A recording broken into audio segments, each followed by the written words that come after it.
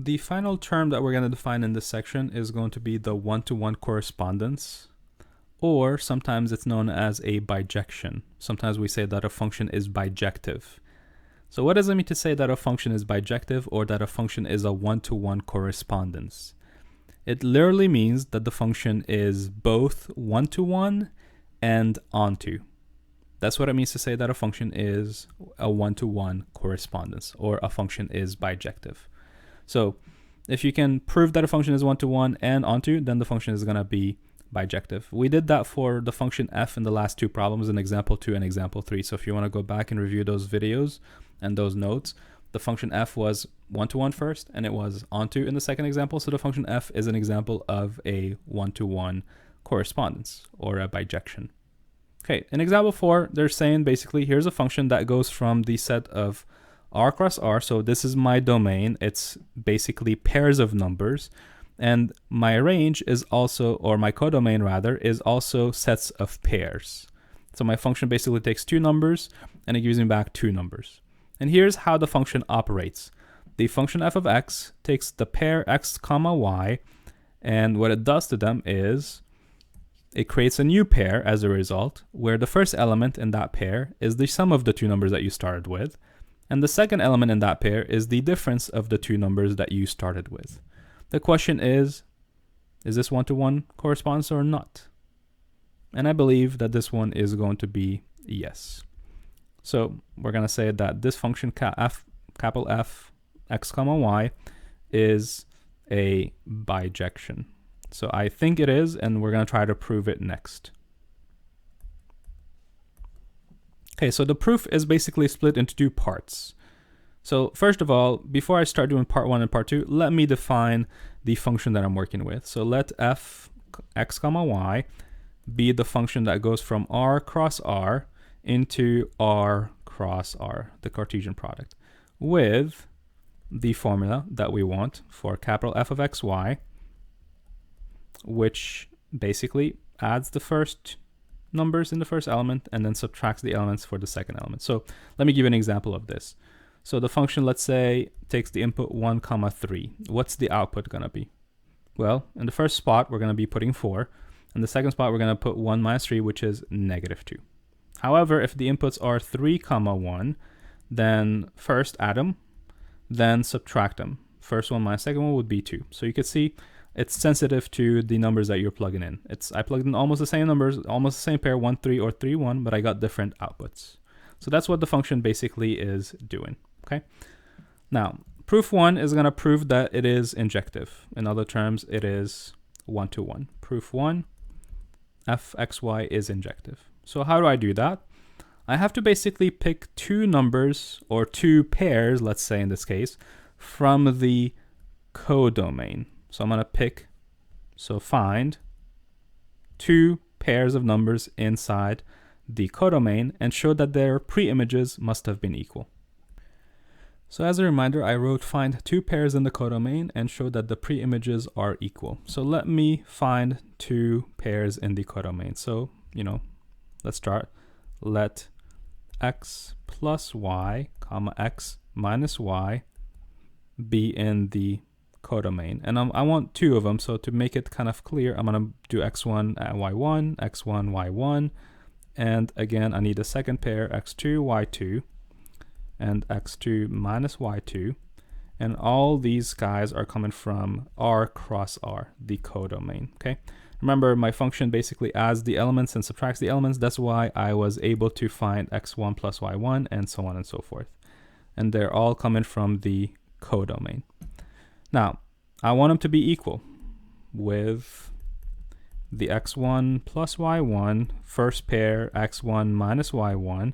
I want that first pair to be equal to x2 plus y2 and x2 minus y2, the second pair. But this implies that x1 plus y1 must equal to x2 plus y2 because they're both the first element inside the pair. So by the Cartesian product, we know that they have to be equal. And we also know that x1 minus y1 has to equal to x2 minus y2. Okay, You know what? A convenient, better way to do it is to write this kind of under it right here so that you can see what I'm about to do in the next step. Okay, how do I know that this is true?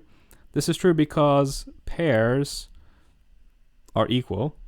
So therefore, the first number in each pair has to be the same, and the second number in each pair has to be the same. This is all by definitions from the set theory chapter. Okay, so let me go ahead and combine these two things. It's going to be funny looking, but let me add the equations together. What would I get if I added them?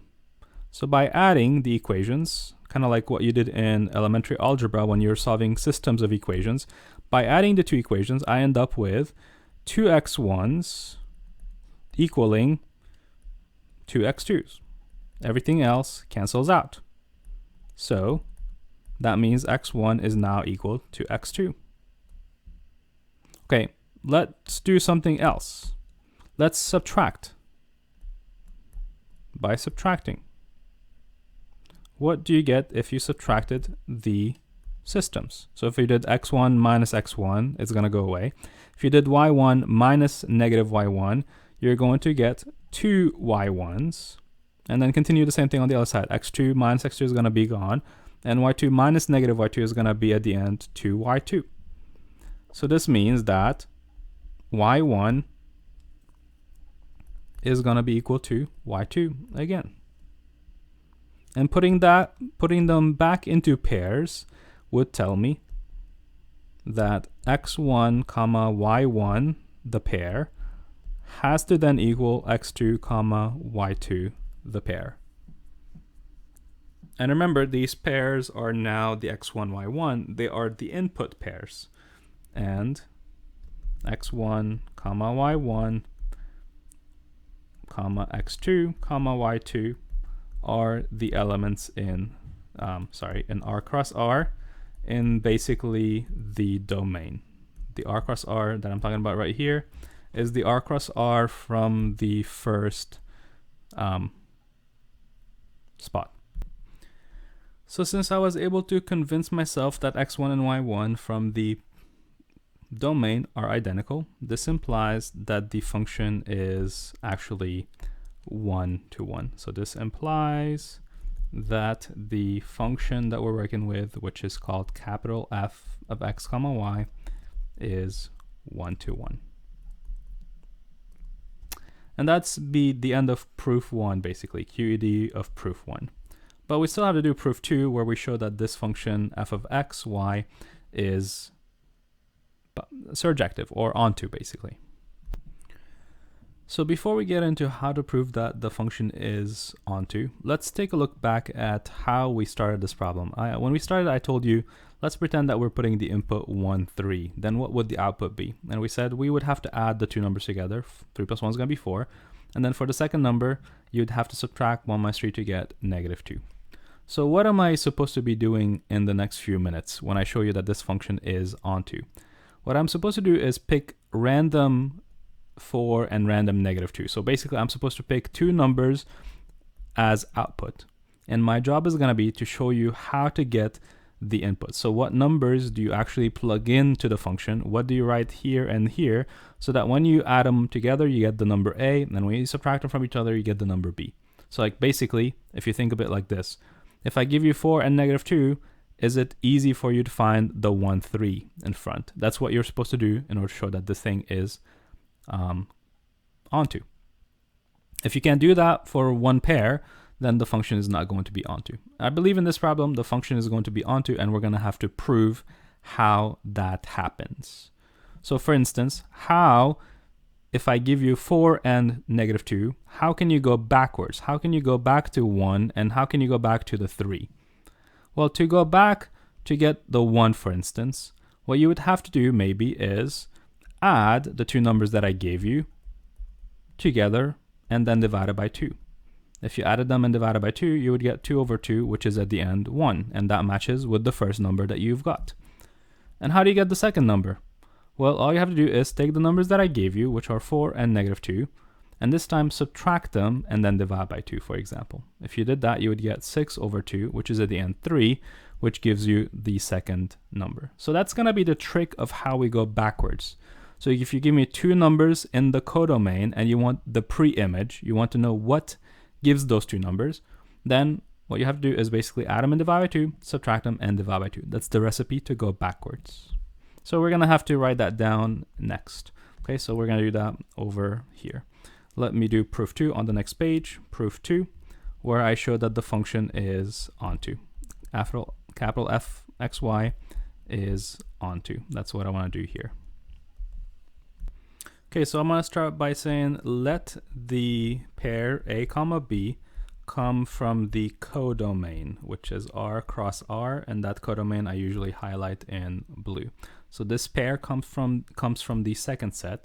Then I want to convince you that it's pre-image. Then it's pre-image, meaning the numbers that you have to plug in, pre-image. The numbers that you plug into the function to get a comma b have to be a plus b divided by 2 and a minus b divided by 2. So in other terms, if I do f of a plus b divided by 2, comma a minus b divided by 2, if I do that, then I'm going to see at the end a comma b, the pair. And let's test it out. So test it. So check. Let's start with f of a plus b divided by 2, comma a minus b divided by 2. What does the function do? So the function basically first adds the two numbers together. So the first number that I have is a plus b over 2, and the second number that I have is a minus b over 2. It adds them together for the first number in the pair. And for the second number in the pair, what the function does is it subtracts x minus y. So in other terms, it subtracts the a plus b over 2 and the a minus b over 2. So remember, this is kind of playing the role of the x, this is playing the role of the y. This is x plus y right here, and this is x minus y over there. Okay, and my hope is when I'm finished calculating what this thing is, it will say a comma b only. And if it does, then I'll know that this is a successful pre-image, which means that the function is going to be onto. So let's calculate. So a plus b plus a minus b all divided by 2 is going to be 2a divided by 2. And similarly, a plus b minus b is going to be 2b's over 2, which is at the end just simply a comma b, which is the desired outcome. This is what we wanted to see. And so we can do that for any random pair, a comma b, and there's no issue with the pre-image. The pre-image that we choose, this a plus b divided by 2, a minus b over 2, is going to be in the domain, because the domain is all real numbers multiplied by all real numbers. There's no restrictions, so we can put any pair we want there. So this means that the function f comma xy is onto. And that would mean QED of proof 2. Okay, so now to finish it up, since fxy is 1-to-1, and at the same time it is onto, then we can say that the function is a 1-to-1 correspondence. In other terms, it is bijective. We can also say that the fxy is a bijection. And that's the end of the full proof.